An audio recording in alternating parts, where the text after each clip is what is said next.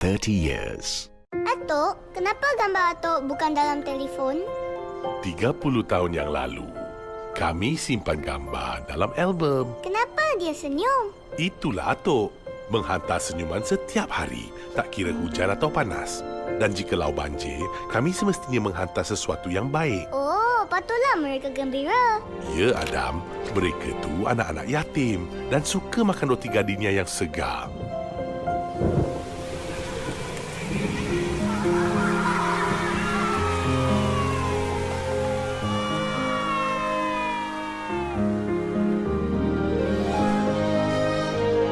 Atuk, siapa mereka? Mereka ni bertanggungjawab untuk memastikan kualiti roti yang terbaik. Yeay, gambar Atuk dah dalam telefon. Gardenia membawa senyuman selama lebih 30 tahun. Why aren't your phone? Assalamualaikum. Good afternoon. A big welcome to everyone. My name is Sarimah Ibrahim and welcome to Gardenia's Wellness Begins at Home panel discussion.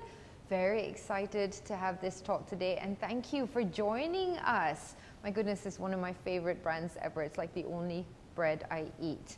Now, today we're here for a different purpose. It's not for talking about food and it's not really that much talking about bread in particular, even though I would love to. But we're here today to talk a little bit about wellness, and specifically we're talking about mental health wellness, emotional wellness, and how it is so crucial, and it's something that we all talk about today. We're well more versed and more aware about the topic today, and how important it is that it begins at home with our parents, with our family, with our loved ones. So today I'm joined together with Puan Anita Abu Bakar, who's the president of Miyasa, and also Puan Hazlinah Harun, who's the general manager of corporate affairs and public relations, Gardenia KL, Gardenia Kuala Lumpur. Welcome. Cik, macam rumah sendiri ni, as if it's my house lah konon. So we're here to talk about, of course, the pandemic today and how it's affected everyone and families in particular. So COVID-19 has triggered a massive mental health crisis. You know, Puan Anita, you've discussed it quite a lot, tremendously in depth about how it's almost like a parallel pandemic, and I'm sure you're going to elaborate on that and how, you know, not only have people's finances suffered, their jobs, etc., but it's also affected their mental health. And in the Gardenia survey that was carried out, it was found that 69% of respondents to the survey said the MCO had actually affected their mental health. 28% were feeling mentally fatigued. I myself actually, to be honest, was too. 23.2% became more easily agitated, and that's really rough, especially if you're a parent and you have little ones to take care of. And 18.4% developed anxiety or depression. Now, this is no joking matter. I mean, this is something that's very, you know, it's quite an alarming statistic to look at. So I'd like to start off by asking yourself, Puan Anita, sure. How do you see Malaysia moving forward with regards to mental health, the subject, and where are we in terms of mental health awareness? Where do you see us going, and what would you like to see happen? Right. Thank you very much, Sarimah. Yeah. And thank you, Puan Hazlinah, as well. And thank you to Gardenia, of course. Okay, thank you so much for the question. Okay. Hazlinah as well. And thank you to Gardenia, of course. Okay, thank you so much for the question. Okay. I think when it comes to mental health awareness in Malaysia, one of the silver linings I always say is with the whole pandemic hit, today we're able to normalize this discussion a lot. Hence why we're having this discussion as well today. Alhamdulillah, very happy about that. And a lot of people today have more understanding about the issue. So mental health literacy has of course improved. Help-seeking behavior has improved as well. And so we see more people reaching out for the help. So more people are braver today. People feel encouraged to reach out for the help. So we've been able to remove that shame, that fear of people reaching out for the help. So that's a good thing, and we're very happy. And we see that through the works that we're currently doing via Miyasa, our other mental health NGOs on the ground, and of course the ministry via the psychosocial support line, Jakim's helpline, Talian Kasih. 100, I think it was about 166,000 people reaching out for the help, and about 89% from that total number of calls needed emotional support. So they were all going through a certain mental health struggle. So that is the situation that we're looking at Malaysia. And of course, because of this whole thing, we see more mental health advocates coming out and more people discussing about it openly. And what we would like to see more, obviously, I think comprehensive mental health services, more of community empowerment. And, Sarimah, we've, spoken about this a lot, right? If we can empower the community, if we can, provide a little bit of training, then everyone can become a resource, right? Then no person will be left behind. So this is what we're really hoping as a whole, that, everyone that needs help can get the help that they need. Yeah, so when you said that sort of like togetherness is what I'm hearing from you. So, Yes. At Miyasa, they're very much, it's run by peers, for peers. Correct. And it's really important because, we always talk about like, unless you've actually experienced it, it's very difficult for you to understand. You can understand in theory, Correct. but like, for example, yourself, Puan, Anita, myself, we've been through mental health struggles. Correct. And a lot of people are, and we know more of that now. And thankfully, it's sort of a silver lining behind the pandemic, as you mentioned. Now more people are actually talking about this, Correct. but there's still a lot of work that needs to be done. Of So we'll get course. into that. But Sure. Puan Hazlinah, so can you tell us a little bit about Gardenia as a brand, as a business, as an entity, and for the staff and the families involved with Gardenia? So how was everybody during this MCO from what you saw? Running such a massive business and so many people involved in this known brand. How did it affect the workers and the people? In Gardenia, we are actually a producer of an essential goods. Yes. So we have to do it every day. We have to send our products every day to the shop. Yeah. Otherwise, you cause a lot of panic buying. Yes, I'd be very stressed if you didn't send your stuff. Yes. Yeah. So there are a lot of things to manage. There are a lot of challenges, and also there are a lot of headaches for a lot of departments, because you need to organize everything in order to be able to serve the market. Like, for example, we have to segregate, or we have to be careful and take care of our staff. Okay. Safety is the most And you have important how thing. many staff? Approximately. About 3,000. Wow. And you have to segregate them. How did you manage to do that? We have 40% out of the total numbers. They Okay. are the salespeople, those who goes to the shop every day. Yes. Yeah, and the balance are all of us. Okay. Production, we don't have that many production, but we have 20 production lines. 20. So when we Okay. have 20 production lines, what we needed to do is to ensure safety of the staff. We have to segregate the staff by production line, Okay. which means if they come in from the entrance, they will go to their workplace. Yes. The same people go to their workplace, and when they take a break, the same people will go to the canteen. Okay. But it must be from one line, so we have to create So temporary that's how you canteens. created that safety sort of. Okay. And it's so interesting, Sarimah and Gardenia, because I remember during the first MCO, Yes. we were all scrambling for bread, right? Yes. There were no bread I on know, the it was shelves. terrible. I It was know. like we've never eaten bread before in our lives. I would imagine that the sales were not quite and either. it was so scarce, right? I know. Bread was scarce during this To be time. honest with you, I wanted to jump on the bandwagon too because I'm obsessed, but I didn't because I was like, no, Sarimah, there will be more bread. Gardenia will never shut down, right? What about the staff, like mental well-being? How were they coping, with this sort of shift and change? That's quite stressful, to have to manage in that way. Like I said, the staff, their safety is utmost important to the company. Okay, right, okay. So a lot of SOPs were put in place. We do beyond what is required. Yes, Right, love to hear that. Yeah. I think we cannot afford to shut a line down. Okay. Number two, we want to make sure their families are comfortable when their loved ones go to work. True, otherwise you'd be stressed, right? Oh my God, my husband, my wife's going into this factory, what's going to happen? Yeah, and they work True. every day because we You're work essential 24/7. providers. Yes. Right. So they're like frontliners. Yes, you Yes, are. yes. My goodness, I'm really happy that that's brought up because a lot of us may not think of it that way, actually. We Exactly. just imagine medical people, but what would we do without our bread? I mean, honestly, though, that is medicine for me on many days, So I just want to ask you, Puan Anita, a little bit about sir, I am the patron of Miyasa. I'm very much aware, but a lot of people who are watching, by the way, if you want to ask us any questions, please feel free to do so. If you have any questions about mental health challenges, Miyasa, anything that pops up, I will read them out when I see your questions. So we'd like to ask you to elaborate a bit on what are some of the services, the first step services for some of the viewers who might be experiencing depression or anxiety, Right. Puan Anita. What can they do? What's the first step? Okay. I think the easiest thing is just call us up and we can go through a consultation process. You can share your struggles. Okay. And then from there, we will see what best fits you.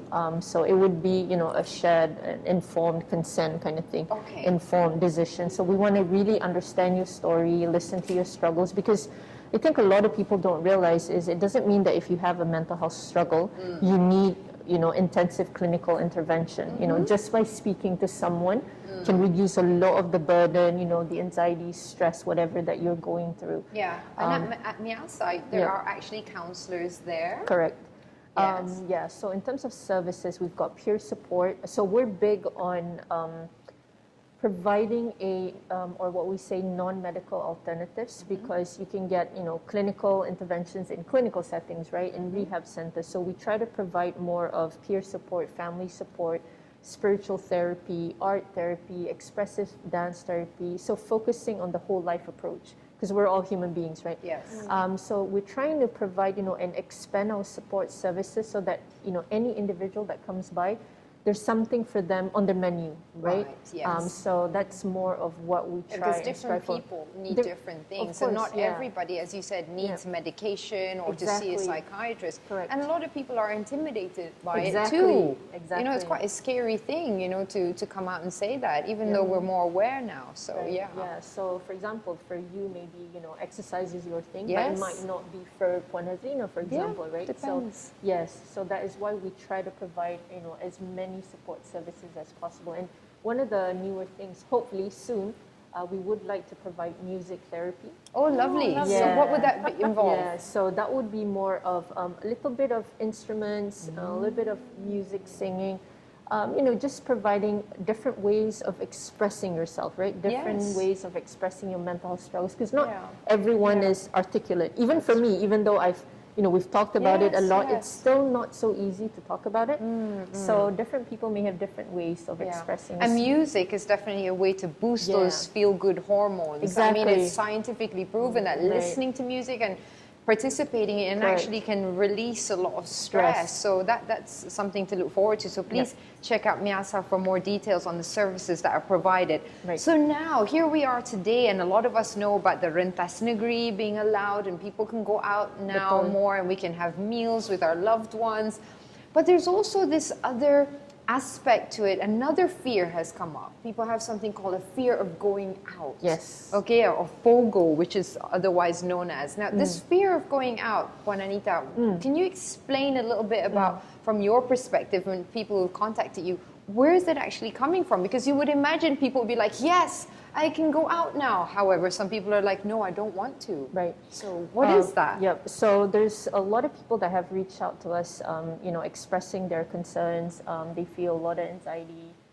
It's because we've been in the lockdown for so long, right? yeah. And then the fear of going out, there's two things. One, they're very concerned of either contracting the virus Yes. or spreading it. Okay, That's yes, of first. And course. secondly, because we've been in isolation for so long, that people have this anxiety and anxiousness in interacting physically. Right. Yes, so that's the two fears right now, It's like an Sarimah. awkward sort of Betul. feeling, isn't it? Yeah. Even I feel it. Like I'm a bit like, Now that I'm do saying I it, right? speak to this person or Betul. do I just look at them? Right. Like we are more selesa with WhatsApping somehow or something. Kan? People would prefer WhatsApping than picking up the phone to call someone. Actually, I'm guilty of that. That's true. Exactly. It's So funny, isn't it? imagine now you've got to interact physically. So there's a lot of fear sebenarnya, Sarimah. Yeah, I mean, so you know, if you're having that, if you're experiencing it, know that you're normal. Yeah, it's normal. It's not weird. It's valid. It's totally valid. What Yes. about yourself, Puan Hazlinah? How do you feel about it? How I mean, through the MCO itself, how did you navigate your own wellness, your own mental health, and now being able to go out? How do you experience it? I stayed at home almost all the time. Right. But now when I can go out, I would love to see my friends. Yes. But then again, you see them, but you cannot hug them. Betul. Right. Yes. So the fist bump comes That in. is the fist bump's very weird, isn't it? Let's be honest. It's not the same. No, the it's same. not. Yeah. Okay, so you feel that awkwardness as well then. Yes, I do. I know, but you know, it is something we have to put our safety first, don't we, like it or not? Yes. And I guess this is what they call the new norm of existence, isn't it? Let's talk a little bit about the survey again. In the survey, many Malaysians became very productive. That's what was found during the MCO. A lot of people discovered a lot of new skills and, you know, including myself, you know, I suddenly became able to cook. Like I'm really bad at it, and then suddenly during MCO, wah, tiba-tiba nasi lah, masak kuning lah, all these things came into action. I was quite proud of myself, but now it's a bit like, tak payahlah pergi beli je lah. Or let's go to the restaurant now, kan? But there were also people who, you know, if we looked at the survey, a lot of people picked up a lot of different hobbies, but there were some people who experienced a different sort of situation, feeling more lethargic. They had more mental and emotional effects, and physical too.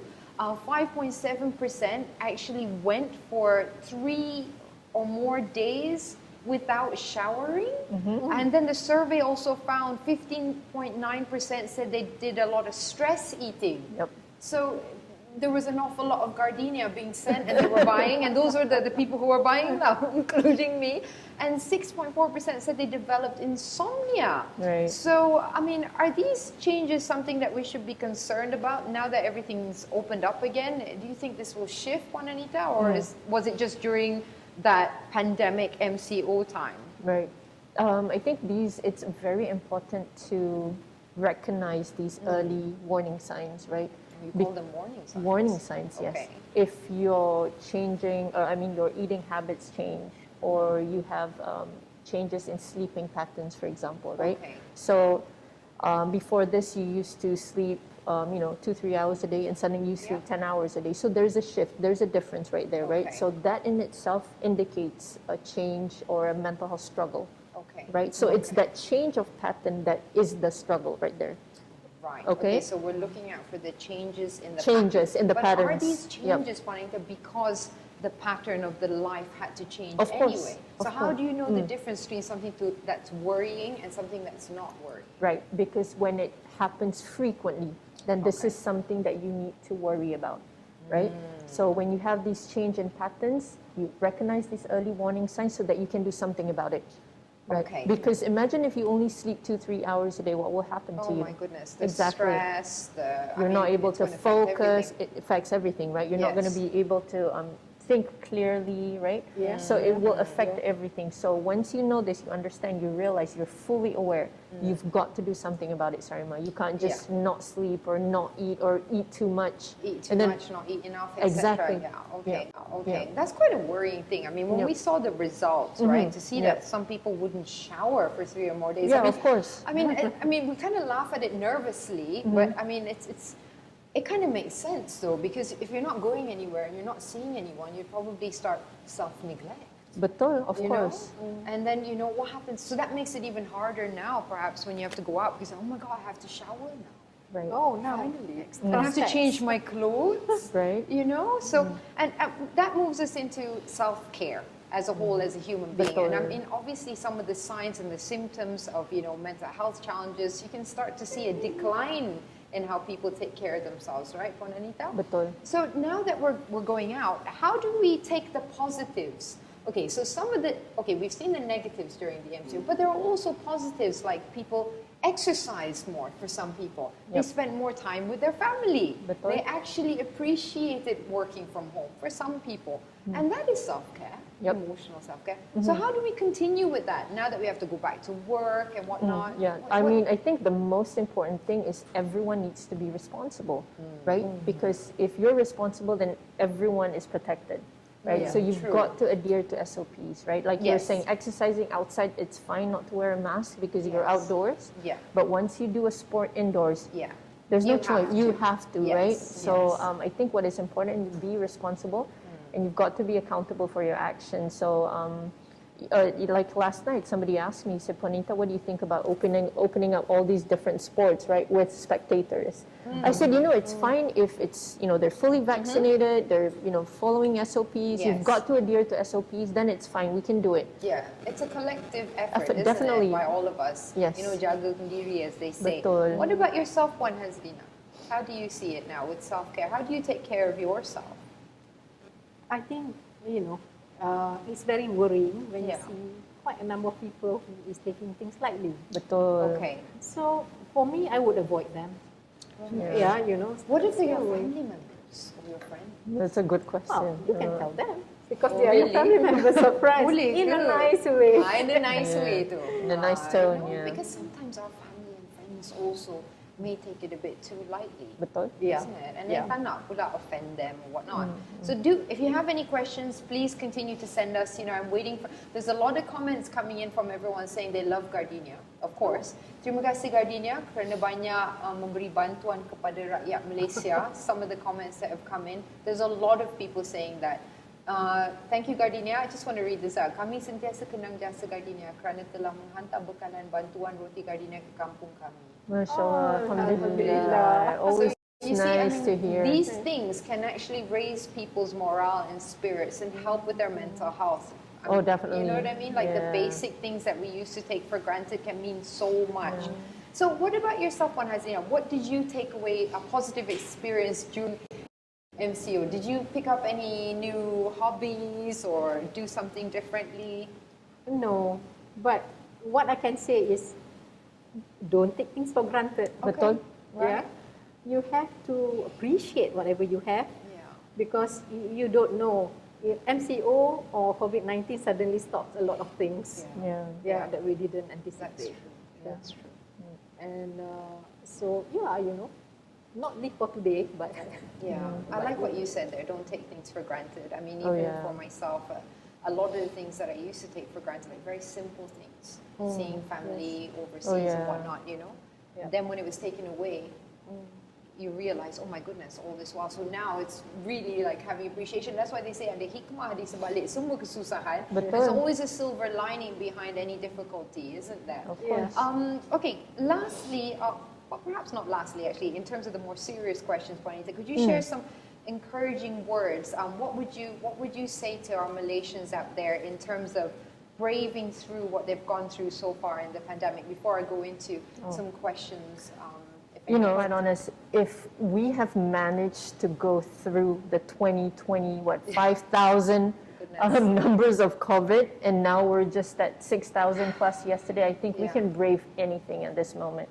But again, it must be a collective effort. And so I think what is positive is throughout this whole pandemic, what I've seen Malaysians come together, especially during, the white flag movement. That was a Yes. huge thing, never happened in Malaysia, and everyone came together to help every person. And that was interesting, that comment just now, Puan Hazlinah, Sarimah. Yes.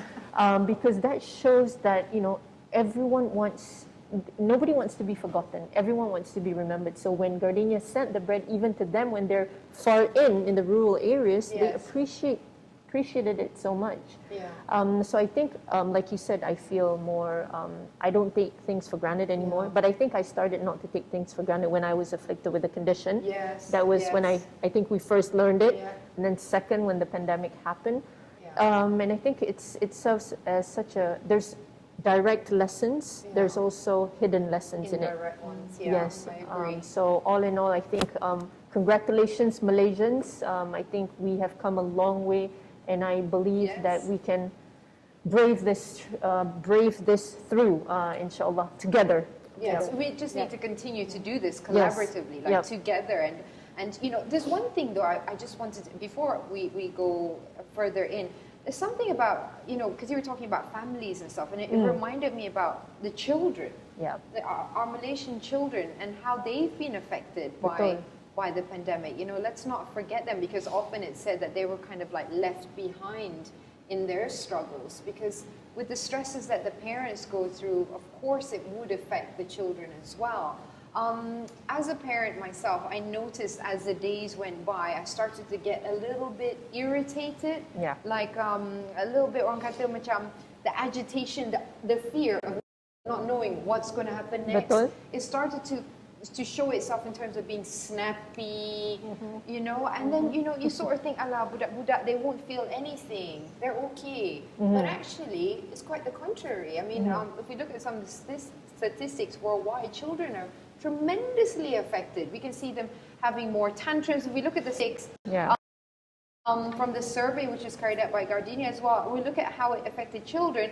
41% felt bored.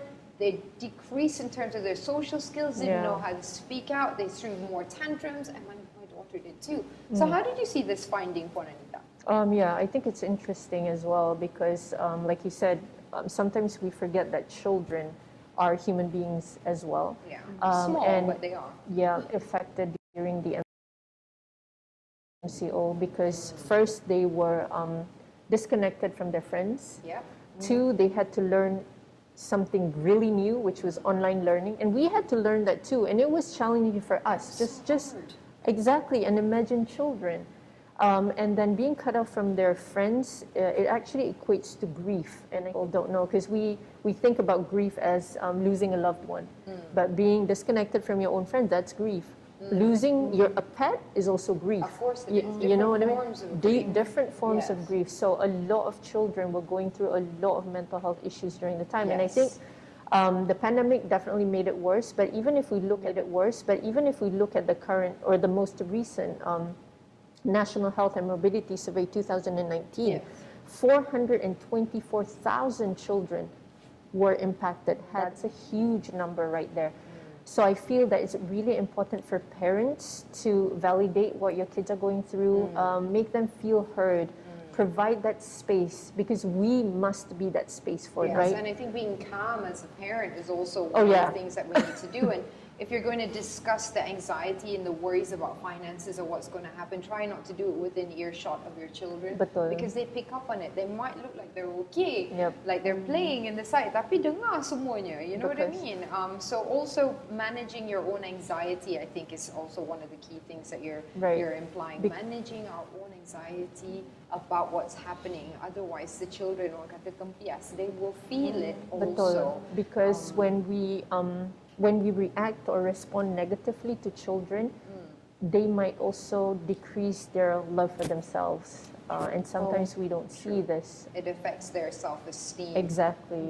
Puan Hazlinah, what about yourself and your family? How have you seen any of the children or the younger ones in your family system? How were they affected?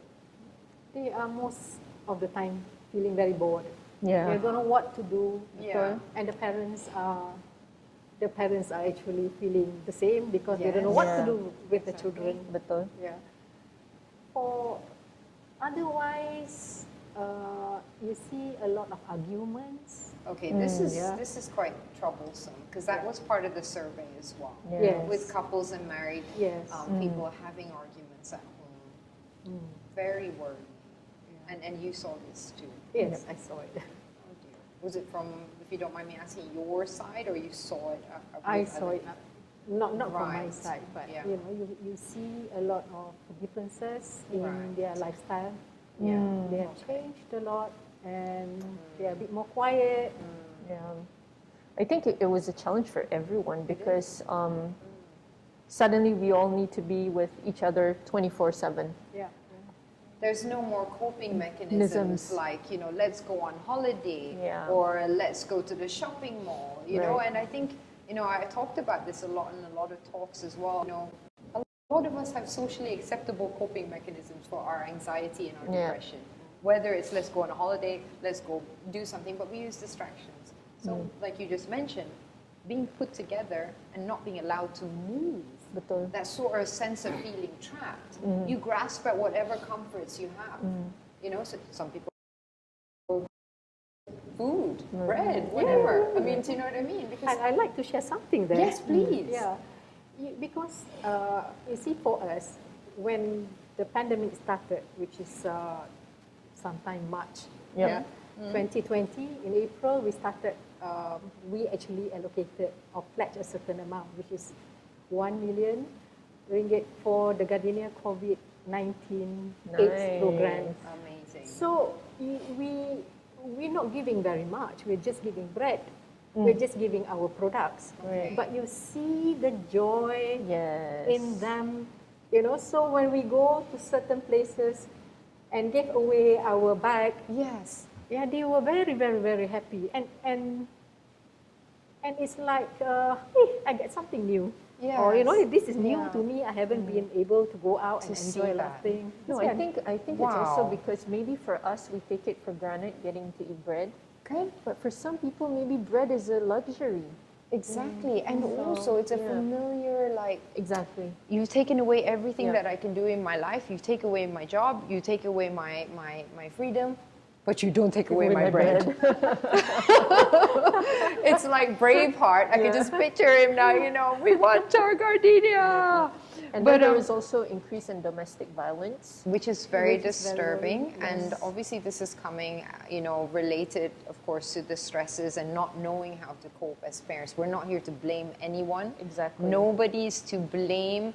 It was a situation that the whole world was thrown in. None of us knew how to cope with it. Exactly. But we are here to also share that there are services to help you to cope better if you are struggling with that, you know. Let me see, what else is there any questions that have come in? Everyone's just talking about how much they love Gardenia. And they're just, I think, you know, today has become an appreciation shout out from people about Gardenia, Puan Hazlinah, and how much comfort it brought them and how much joy. Let's talk a little bit about some more of the findings from the survey that I found. Okay, we talked about eating, sleep. You mentioned arguments. Let's talk a little bit about the mental health findings, right? So 69% of the respondents said the MCO affected their mental health, mentally fatigued. What does this mean? Does this just mean like a lethargy or couldn't be bothered? And can that lead to depression? What do you think, Puan Anita? I think it can if you don't take care of your mental health and you don't have effective coping mechanisms. But I think what is important for everyone to understand is to get a mental health disorder isn't so simple. It has to be multifactorial. So all the factors must be present, and it has to be a build-up of, you know, time as well, ruling out a medical condition, of course, and then only can you get a mental health disorder. So it's not that easy. But if you start feeling very fatigued, which interrupts with your daily routine, that means you're not able to perform Function. function. You're not able to perform your daily task well. You can't manage your stressors, for example. Snappy, or you're crying. Exactly, and too irritable much. and all that. Yeah. Then it may lead to a mental health disorder if you don't do something about it. Yeah, so that's something that as a society, Miyasa and many educators are trying to help people understand. You don't wake up one day and the next day you've got a mental health illness. Right. It's a gradual stage thing, right? Puan Anita, you know, you have the symptoms mula-mula and then it becomes worsened if you don't get the treatment. Right. So that is something that, you know, Miyasa can help you with. You know, do check Miyasa out on Facebook, on the website. Let's talk a little bit about, you know, moving forward now, you know. Stigma, taboo, families. Okay, a lot of families don't feel comfortable talking about mental health. Okay, because there's a transgenerational thing. Our parents, nobody's to blame, and their parents macam, let's not talk about it lah. You know, macam rasa malu. You know, kalau ada depresi ke kemurungan, macam benda tu macam, alah, okay je nanti. So let's talk about how dangerous that is actually, and how we need to overcome that mentality. I think today a lot of people have been talking about how stigma is also a clinical risk, because when there's stigma, then people don't reach out for the help that they much need and require, right? Because you feel ashamed.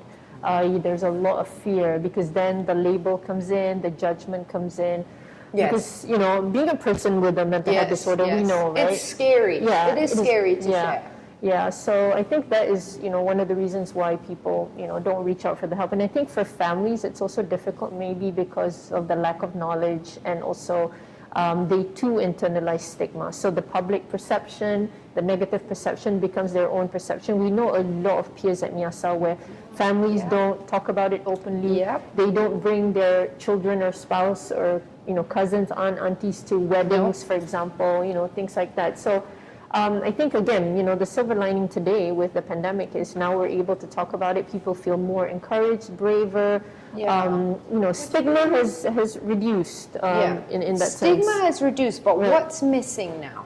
Yeah, we need more. Okay, so the challenge is always this. We talk about it a lot. There's so many campaigns out there. You come here, you listen to us speaking, and then you think, okay, now I understand more. But what are you going to do next, right? Will it translate to a change of behavior and attitude or not? Yes. This continues to be an uphill battle because when we leave the session today, right? So when someone gets stigmatized, your colleague, for example, or discriminated, are you going to speak up? Are you going to do something about it or not? So that's the difference. That's the gap right there, Sarimah. That's the problem that we face. That is the problem that we're facing still until today. Okay. What about you, Hazlinah? Do you see this? Have you ever been, you know, witness to or know of somebody who has mental health concerns and a stigma or just a situation where, you know, you could not stand up for them? Yeah. You have. Not personally. Okay. I see it from afar. But it also makes me wonder over a lot of things. Yeah. Like, is it the generation thing? Right. Or, you know, is it, It's possible. you know, has got something to do with the income group? Betul? Yeah. So, yeah, I always wonder. Yeah. And do you believe in getting help, Puan Hazlinah? Do you believe that it's something that we need to be more open to as a society? Yes. I think we really need to be open. Like, for example, the other thing that we need to do is we must be peka. We must actually be mindful on the people around us. Because, you know, you see them, you see the changes, and you just need to pay a little bit more attention. They probably need somebody to talk to only. And if you are open enough, then you will have, then they will be able to talk to you. And hopefully you will be able to help them. That is something that should be practiced. The word is should there. We would love it to be practiced. Definitely. And then there's of course whether we do it or not, because as a society we have a tendency through cultural or generational habits to say things like you'll be fine, or of course then there's stigma about the reasons behind your mental condition, not enough this, not enough that. So from your findings, right, Puanita, I mean, I know a lot because we share a lot, but I just would like you to share it with everyone else. You know, what are some of the main causes and main reasons that people experience mental health conditions? Well, depending on you know the demographics itself, but typically what will happen is if you go through loss of a loved one, for example, a tragedy in life, right? So it could be, for example, in this whole pandemic, right? You lose a job, or reduction in income, or you lose a loved one. So these trauma can lead you to have a mental health disorder. So for kids, it's more like physical abuse, bullying in school, for example, right? Betul. And then emotional stress, peer pressure, all these. Cyberbullying is a huge thing today. So all these things are contributing factors. So again, you still need, you know, it still needs to be multifactorial. Yes. But these are all huge contributing factors that if you don't take care of your mental health, you don't have good coping mechanisms, it can lead to a mental health disorder. So you're looking at the bio, psychosocial, and spiritual Betul. as a complete entity, holistically of a human being. Kita tak boleh jaga satu je, lepas tu yang lain pula tak jaga. Betul. And of course, to try and remain all perfect is also challenging for most of us. So, you know, it's about making sure you're balanced lah. And you know, we often see that people sometimes overcompensate. Yep. Macam, let's say, you know, they're having stress and anxiety, they overwork, become workaholics. Oh, yeah. Tapi society macam reward benda tu pula. Betul. Macam, oh bagus, you know, like, and that actually can be a warning sign. Betul. Right, that somebody's coping, you Right. know, but staying at work till trying to avoid the family and Betul. stuff like that. So, like Puan Hazlinah said, kena peka lah. We need to be a little bit more aware of some of these signs, even the subtle signs that Betul. that are there. Is getting mental health expensive? A lot of people ask this question. Mahal sangat lah nak dapat bantuan. Okay, dia macam ni disebabkan cakap Melayu pula.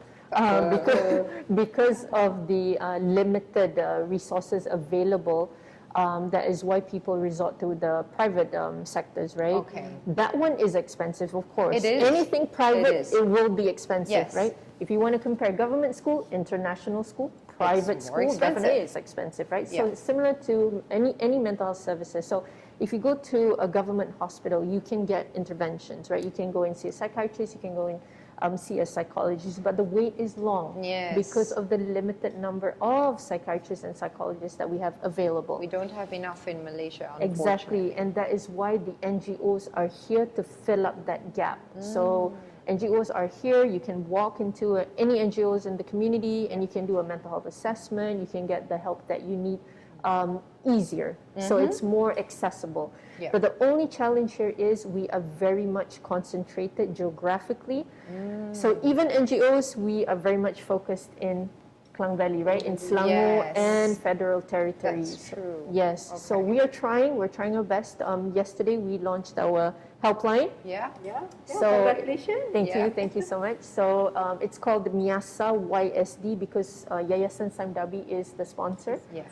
So MIASA YSD 1-800. So it is for the first time 24 hours, 7 days a So week. anyone watching right now, if you're experiencing a day and someone will be there. Correct. 1-800-82. Someone will be there. Correct. 1-800-82-0066. We begin the full operation next Monday, the 18th of October. Next Monday. There you Yes. go. So it's not always going to be. It is expensive if it's private, but there Right. is help available if you cannot afford it. What is a mental health screening? A lot of people don't know what that is. They're like, oh my God, am I going to go get like some psychological tests done? Takut juga kan if you Betul. don't know. So can you explain that a little bit? Balot. Okay.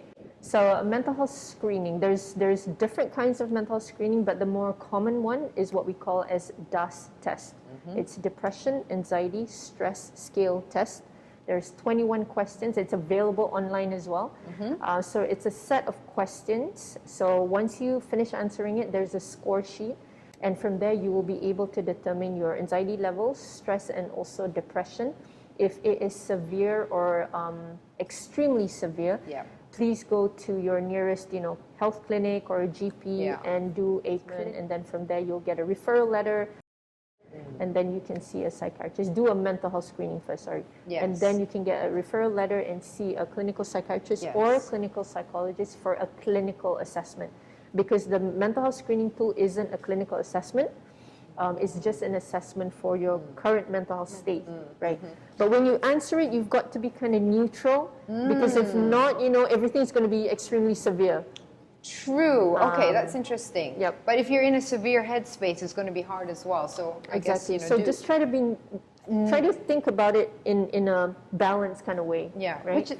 which can be tricky. Yeah. But okay, we've actually spent quite a lot of time. This is funny because we've been talking and talking, and we don't realize we've only got not too long to go. But Okay. let's talk a little bit more about children, because a lot of children are suffering, and now that they've got to go back out into society and reassimilate, reacclimatize themselves. What can parents do to help children? Like my daughter, for example, she's a little bit scared of people because she's only seen people with masks. I So know. bagi dia, it's just eyes. So she doesn't recognize people, even our family members.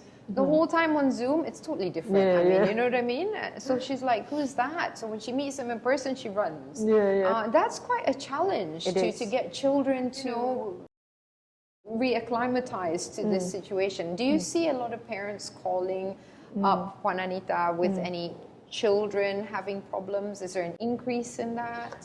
Yes, I think as of the third MCO, we see a lot of children coming in for help between the ages of 12 to 14 years old. So a lot of anxiety and a lot of depression, self-harming, and also battling suicidal thoughts. And a lot of it is because, again, you know, parents lack the knowledge. Usually what happens, it manifests into physical symptoms, right? Yeah. So when kids say things like, you know, I frequently feel, you know, I have a headache, or upset stomach, for example, or I don't want to go to school. Parents usually think, oh, they're lazy, you know, they're trying to skip class. Yeah. You know, mengada-ngada, selalu Yeah. kita dengar attention seeking, for example, when it's actually a mental health struggle manifest into a physical symptom. Betul, Sarimah. So kena peka, kena prihatin ibu bapa. So this is so important. So again, if your child is trying to express something, if he or she is trying to tell you something, please listen. Because children sometimes don't have the words, kan? Betul. They don't know how to say what we know what to say. So Betul. I guess kena lagi peka lah. If you have Betul. children, you have to be really like, is it really a tummy ache, or is it rather something else? Yes. You know. Yeah. So So they're that change in behavior, right? Like I mentioned earlier, that pattern change. That's why you've got to be more mindful about it. You've got to be more aware about it, even for your own self. If you see the changes in your own behavior, you know something's not right. Something's not right. So Yes. there's some warnings. Sometimes we don't want to see the warning signs. So kids are going back to school. I Oh my know. goodness. Parents are freaking out. We're all freaking out. Yeah. Where's the being like overly worried and being, you know, a relaxed, cool parent, or being a parent who's like, eh, dia ni kenapa? What's wrong with my mommy and daddy, right? Right. What do you think, Puan Hazlinah, with the situation going back to school? What are some of the things you've observed yourself personally? It is inevitable. You have to go back to school. You do? Yeah. True. So you have to make the best. Yeah. And we have to move on. It's not going to be this way forever. Right. Yeah. So we are quite used to adjust. You know, we Right. adjust based on whatever is happening. We couldn't get used to staying home, but we adjusted and we were there, but we were staying home for 18 That's months. true. Yep. Yeah. Yeah. So we will. I think in the end we will still get adjusted. But most importantly, we have to teach them how to be careful Yeah. and take care of themselves. Yep. And then there's a fine line though, right, between being careful and being obsessive. Betul? Now, this is where I'm a little bit concerned, because I have a child and I don't want her to suddenly develop a symptom or the symptoms of being obsessive. So now how do we Balance that, right? balance this? You know, wash your hands, wash your hands, wash your hands. And then the poor child, when we pass this, hopefully, God willing, inshallah, Inshallah, and then they're still like obsessive about it. So really, I'm quite worried about that myself.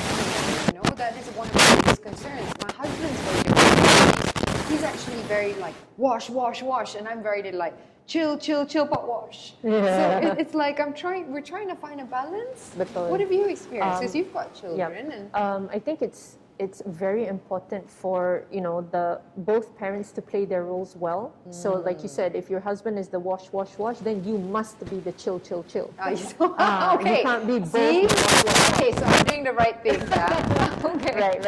I Okay. think when you were talking, Sarimah, how do we go back to school and you know everyone's safe? I think what is important for children is they need to understand what the safety measures are in school, so that they too feel safe, they too feel comfortable in going back to school, right? Okay. Like Puan Hazlinah, you were saying about teaching our kids on how to be safe as well.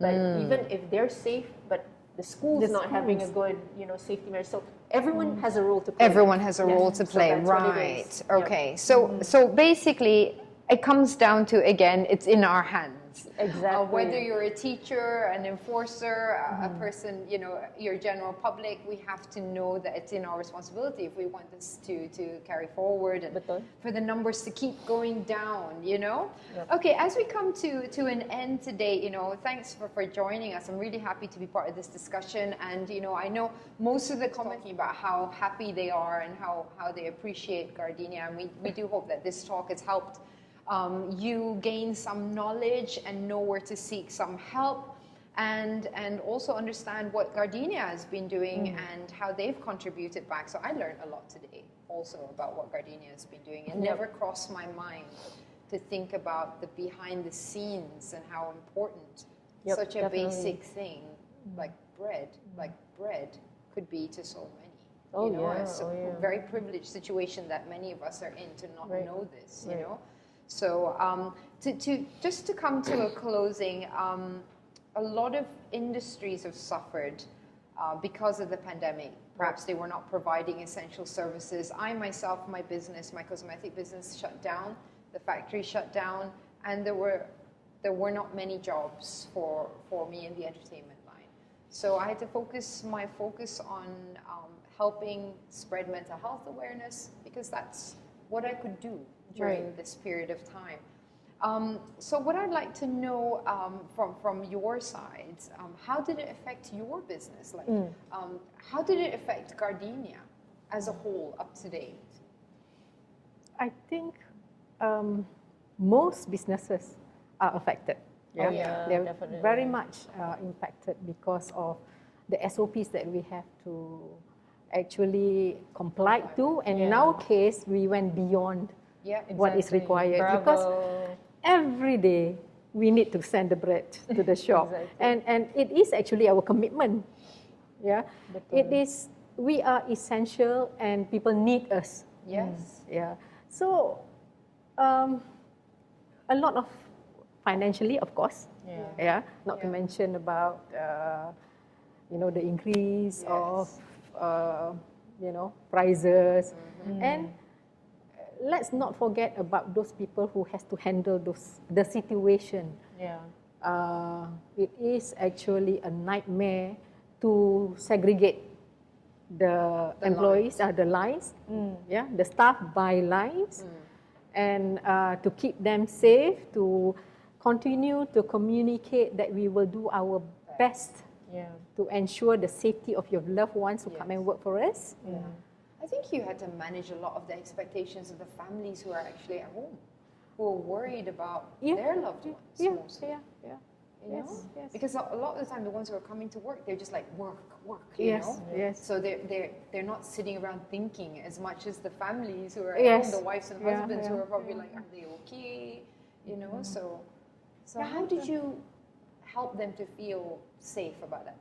Did you send out a lot of messages, not to worry? We have it under control. No, we don't. But the people who come and work, they were always complaining how strict we are. How strict you are. So that alone is a good help, because we don't hear this comment a lot. No. Interesting. That's right. Nice. Well, that's a good complaint then, isn't it? It is. For once, actually, these kind of complaints are good. Because we often hear people saying factories don't adhere to SOPs, right? Okay, good to know. We have,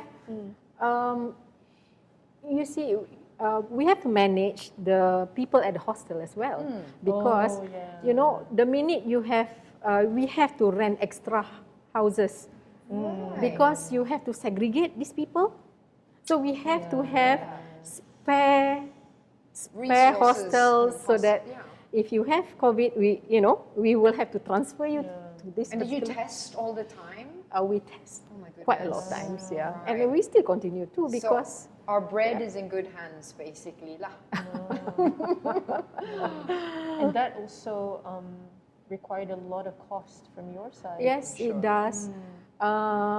A lot of stress as well, because you have to act upon it immediately To contain it. to contain it. Right. To minimize effects. if somebody is affected. Right. So now, what's happening with Gardenia and the SOPs, and with everything being more relaxed? How It's does it- still on. You're still straight. Yes, yes. Okay, it's good to still- know. Good to know. Happy to hear Nice. this. What about Miyasa's side? Let's talk a little bit about Sure. that, Anita, and how Yep. it's been affected. So what happened was during the first MCO, if everyone remembers, mental health services were not part of essential service. So Miyasa had to close immediately, right? So during the time, I think Sarimah, remember, we didn't know how to provide our services other than Goodness. physically, right? Yeah. So we had to go through that quantum leap. We had to migrate all our services online. Yes. And then, we didn't know how to reach to our people, how to engage with people. Because it's totally different. Betul. And so, because it never happened before. That's right. Yeah. Right? We didn't even have online meetings, at all. And at Miyasa, there's this beautiful clubhouse. Correct, It's correct. called the Orchid Clubhouse, where people can come and Correct. sit and gain education and also get peer support. Right. And it wasn't able to be opened at the time. Exactly. And so what happened was we then learned to leverage on social media. And then I think one of the silver linings again, of course, was the birth of telehealth. So with Yes. telehealth, we are now able to do everything, online, all our services, be it circle time, peer support, counseling, therapy, Art spiritual- therapy, you can watch it everything. online. Even expressive dance therapy Yes, is that's right. online at the current moment. And then now we are able to reach more people. So we have, now today broken that barrier to access. So now accessibility is much better and improved because of telehealth. It's funny, isn't it? Again, another silver lining. I mean, at the Definitely. end of the day, to wrap this all up, whatever business we're in, whatever we're doing in our lives, somehow the pandemic has actually forced us to look at ourselves and become more resourceful. Yes. And also to not take things for granted. That's what I've taken from today.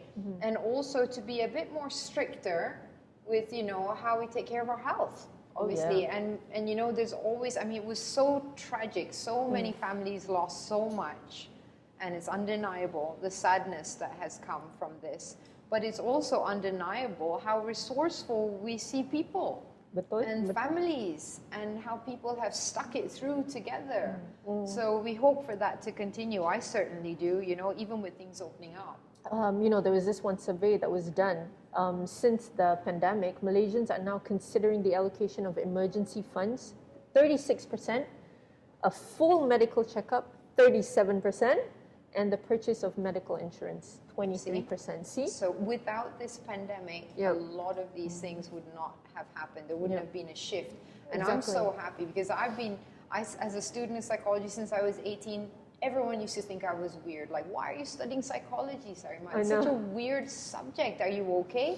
And why are you in therapy? And I used to say, because I care about my physical and mental health. Betul. And now everyone's talking about Exactly. it. Like, it's a normal thing, which is great. So any last final words to wrap up our discussion today? Puan Hazlinah, would you like to say anything? First of all, I'd like to thank Puan Anita Thank you. and Puan Sarimah for being our panel in this discussion. Thank Thank you. you for having us. I would also like to thank the frontliners. Oh, yes. Be it the healthcare frontliners who has been, struggling and keeping up with the number of high cases. And the frontliners, the economic frontliners, though we Yes. don't know them, but, they keep us comfortable for a long Totally. period of time. Yes. Ministries who has been very supportive of us, they organize things like the PCAS so that we are able to send our workers for vaccination. We close lines just to send our workers for vaccination, but that is fine and good because at least we know they are vaccinated. So I would also like to thank the community, our community partners, because with them we are able to distribute or send out the aids that we have actually allocated, and we are able to fulfill our promise that is 1 million to the people who need. That is amazing. is. Kudos. Yes. Seriously. Very good. And let's not forget our staff. Oh yeah, definitely. They have been course. very, very committed. They come to work knowing, taking the risk, and they still come to work. They are frontliners as well. Yeah, Definitely, yeah, definitely. Very good. Thank you, Puan Hazlinah. Puan Anita? Okay, so as we know, World Mental Health Day was a couple of days ago, so I would like to take the opportunity to wish everyone happy World Mental Health Day. This year's theme is mental health care for all. Let's make it a reality, and I hope for Malaysia that it will be a reality soon rather than later, inshallah. I mean, It's one step, one step at a time, baby Yes. steps to make history, and everybody started somewhere. Betul. And for me, thank you very much for having me today. It's been wonderful to sit here and shoot a show while smelling Gardenia bread. I just wanted to share that with everyone. And thank you, Puan Anita. Thank you, Puan Hazlinah. And Thank you, Puan I would Hazlinah. just like to close with saying that I always say that an economically powerful country is definitely wonderful in the eyes of the world, but a mentally and emotionally healthy and happy rakyat matters more, I believe. So thank you for joining us today, and keep supporting Gardenia as we all do since we were born, I believe. And, I think, thank you so much, Gardenia, for having this. And have a good day and stay safe. And travel safely, take care of yourself, take care of your family, mentally and physically, and you know where to reach for help moving forward. Terima kasih. Assalamualaikum. Thank you. Waalaikumsalam. Atuk, kenapa gambar Atuk bukan dalam telefon? 30 tahun yang lalu, kami simpan gambar dalam album. Kenapa dia senyum? Itulah Atuk, menghantar senyuman setiap hari, tak kira hujan atau panas. Dan jikalau banjir, kami semestinya menghantar sesuatu yang baik. Oh, patutlah mereka gembira. Ya, Adam, mereka tu anak-anak yatim dan suka makan roti Gardenia yang segar.